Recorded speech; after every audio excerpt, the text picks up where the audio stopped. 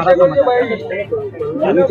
2-3 દિવસ પહેલા એટલે લગભગ શુક્રવાર હોય કાં તો શનિવાર આરોગ્યના કર્મચારીઓ સાથે બેઠક થઈ હતી. એ લોકો મળવા પણ આવ્યા હતા અને એમને આખી વાત અને વિગતથી અમને વિસ્તૃત સમજણ આપી હતી કે આમાં થોડો સમય લાગી શકે એમ છે. દરેક બાબતો તમે માગો અને સીધી સરકાર આપી દે એવું ના બને.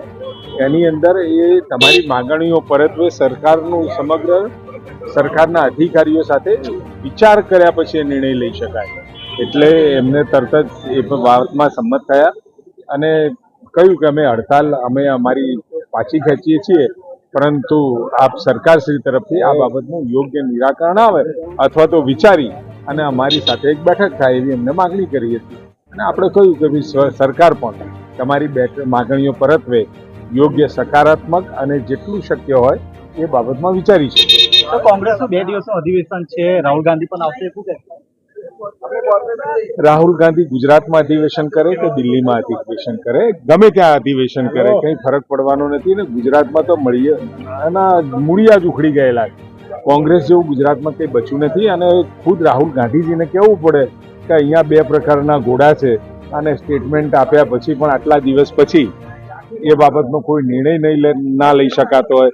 કારણ કે કોને ઘોડા ગણવા અને કોંગ્રેસમાં કોને ગધેડા ગણવા, એમના માટે જ એક ઇસ્યુ છે.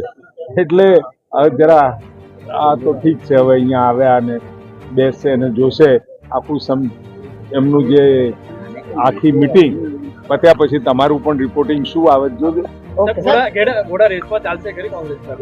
મેં કહ્યું કે ઘોડા ને ગધેડા જ ઓળખવા મુશ્કેલી પડે એવું છે. સવાલ, આજે વિશ્વ આરોગ્ય દિવસ છે, યુવાનોમાં ખાસ કરીને સ્વાભાવિક છે, બદલાયેલા પરિસ્થિતિની અંદર આહાર વિહાર આખું બધું થોડું ચેન્જ થયું છે ને એના કારણે ક્યાંક આપણને હાર્ટ એટેકના જે તમારા તરફથી જે સમાચાર મળે છે અને એકચ્યુઅલી પણ માધ્યમો સિવાય પણ સમાચાર મળે છે, એટલે એટેકનું પ્રમાણ પહેલા અમે જો વર્ષો જોતા જઈએ છીએ, કદાચ ઉંમરોમાં થોડી ઘણો ફરક આવ્યો છે, પરંતુ જે એટેકનું પ્રમાણ હતું એનું એ છે કદાચ થોડું ઘણું વધ્યું હશે. પરંતુ દરેક યુવાને કસરતની સાથે આહાર વિહાર, ઊંઘવાનો સમય નિયમિત કરવો જોઈએ, ઉઠવાનો સમય નિયમિત કરવો જોઈએ અને જિંદગીની થોડી નિયમિતતા તરફ આપણે લઈ જઈએ તો મને લાગે છે કે આમાં ઘણી બધી અંશે આપણે રાહત મેળવી શકીએ.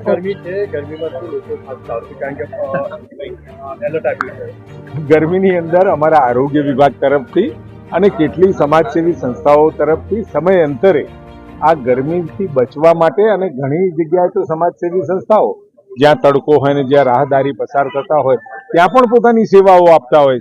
એટલે વખતો વખત આની એડવાઇઝરી આપણે જાહેર પણ કરતા હોઈએ છીએ કે 1 થી 4નો સમય વધારે પાણી પીવું વગેરે ઘણી બધા વિષયો અવેરનેસના સ્વરૂપમાં આપણે આરોગ્ય વિભાગ દ્વારા આખા ગુજરાતમાં આપતા જ નથી.